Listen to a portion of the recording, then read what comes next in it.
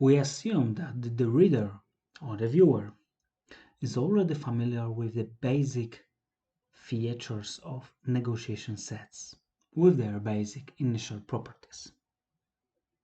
Now, let us briefly recall the very idea of negotiation set. Assume that X is a non-empty universe. We define negotiation set A on X as an ordered pair A1, A2 such that A1 is contained in A2, strictly or not.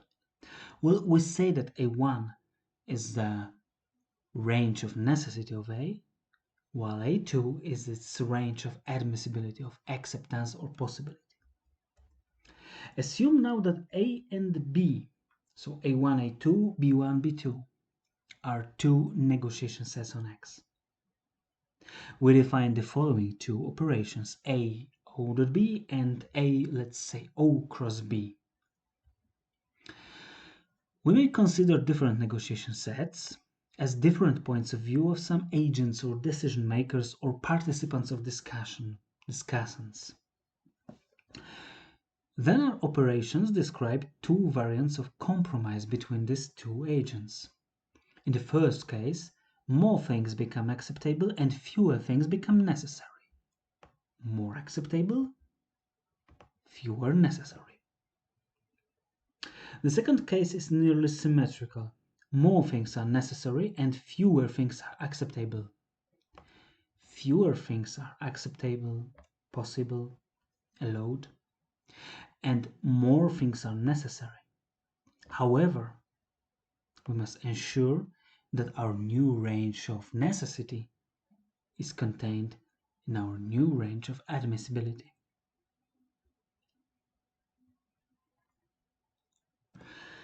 We assumed by default that the basic objects, namely the elements of universe X, are in some sense mutually independent and, let us say, peacefully coexisting. There's no any difference between them, they are equal. For this reason, we have been interested only in the relationships between our negotiation sets, between our decision makers. However, these assumptions do not exhaust the whole richness of reality. We may easily imagine that there is a kind of conflict between some of our objects. For example, there are two mutually contradictory logical formulas, like phi and non-phi, not phi. Clearly, it wouldn't be sensible to assume that phi and non-phi are both in our necessity range or even in our admissibility range.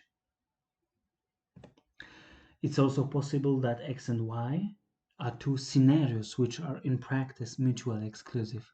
For example, X means vacations on Tristan da Cunha, while Y means vacations or holidays on St. Kilda at the same time and with the same participants. Clearly, it's not possible to be in these two different locations at once. Moreover, it's possible that due to the certain reasons like lack of cash, we cannot visit these two places even one after another. Hence, these scenarios are still incompatible. Now we shall introduce two variants of contradiction, stronger and weaker one. The idea is that our negotiation sets should be consistent in some sense, in some way.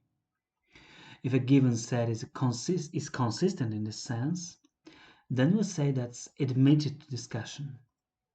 It belongs to the class discussion sets. Now assume that X is our non-empty universe and we have two binary symmetric and anti-reflexive relations on X. Lightning and, let us say, vertical tiled. We define disk as the following class of negotiation sets. A belongs to disk, even only if these two requirements below are satisfied. First, there are no any xy in A2 such that x and y are strictly contradictory. That x lightning y. Second, there are no any xy in A2. Again in A2, such that x and y are weakly contradictory and at the same time x is necessary or y is necessary from our point of view. The definition above says that lightning reflects the idea of strong contradiction. It's not possible that two strongly contradictory objects are in the range of admissibility of a consistent negotiation set. However, it's possible that two weakly contradictory objects, such that x vertical tiled y, are in this range. However, they both should be in a2 minus a1. It means that we leave them for a further discussion, so they are temporally admissible, but we cannot assume that even one of them is necessary. We prove the following theorem. Let X be a non-empty universe, and so on, with relations lightning and vertical tiled, and then the set disk is closed under operation O cross. The proof is in our bibliography in our paper on archive. What about O dot operation? We have this partial result. Let X be a non-empty universe with relation tiled and A be in disk. Then there are no such X, Y in the range of admissibility of A O dot B, such that X is weakly contradictory with Y, and without loss of generality, X belongs to A O dot B 1 and Y belongs to A O dot B 2, or vice versa. Partial result. However, things are more complicated if we consider lightning relation, which is stronger. Let us discuss the following counterexample. Let X be a non-empty universe with relation lightning. Assume that A and B are in this relation, so in particular they are different, but they are strongly contradictory. And now let us consider the following two sets, negotiation sets, A and B. Then both A and B belong to disk. Now let us consider A O dot B. We may perform this operation to obtain the following result. On the left side, left part of our ordered pair is empty set, and on the right side we have AB, but AB are contradictory, strictly contradictory, strictly lightning. So A and B, A O dot B does not belong to disk because this set is not proper. It does not belong to disk because of the following reason. There are no NXY in set 2 in the range of admissibility such that X is in the lightning relation of Y.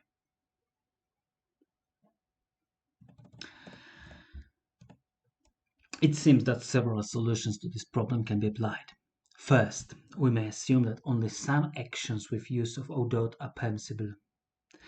If their problem occurs similar to the one from the preceding example, well, this is typo, then we just say that this is not possible. It's not possible to solve it. So this round of negotiation fails. Solution number 2. We may assume that each two strongly contradictory objects at xy are also connected by asymmetric transitive and antireflexive relation, well, let's say, relation of importance. The interpretation goes as follows. If AB belong to disk, but AO dot B does not belong to disk because of some XY belonging to AO dot B2, such that X is in the lightning relation of Y, and without loss of generality X is more important than Y, then we leave only X in AO dot B2. The solution has one advantage. Each conflict can be solved. However, relation of importance does not depend on the point of view. It is inherent for the pairs of objects themselves. While in the case of lightning this approach is natural, the same cannot be said about importance relation. Clearly, it means that all participants of discussion agree that, for example, holidays on Mars are always better when compared to the holidays on the Moon, let's say. Solution number 3. We may determine certain total order not between our objects in X, but between our initial negotiation sets. We may assume that the opinion of president is more important than the opinion of prime minister, and the opinion of prime minister is more important than the opinion of minister, let's say, or secretary of state. This would mean that our points of view are hierarchically ranked.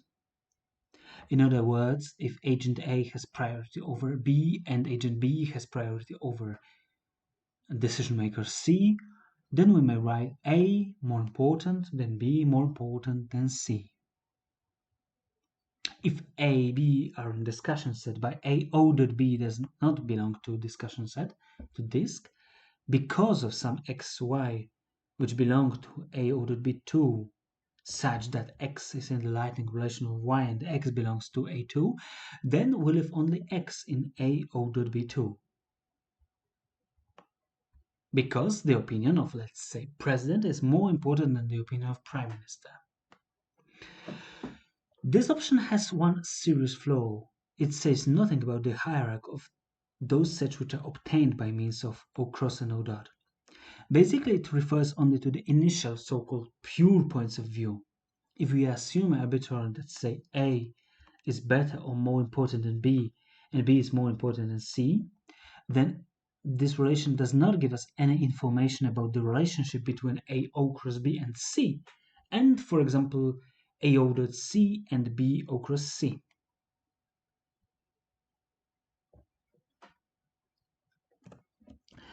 Of course, we may invent more precise relations. For example, we can assume that A is more important than B if A1 contains fewer elements than B1. It would mean that priority goes to those agents or coalitions of agents. Coalitions are the results of our operations O dot and O cross, which have less expectations regarding necessity. However, such relation is not total. Hence, it does not solve all contradictions. Another interesting topic is topology.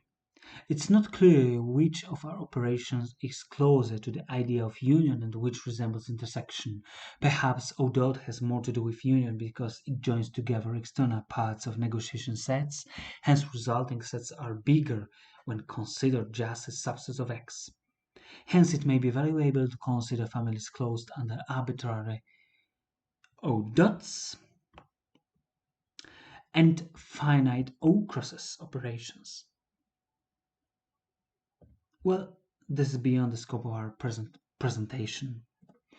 Here's our bibliography, and here's our preprint on archive which describes the very basic features and properties of negotiation sets. Thank you very much for your attention.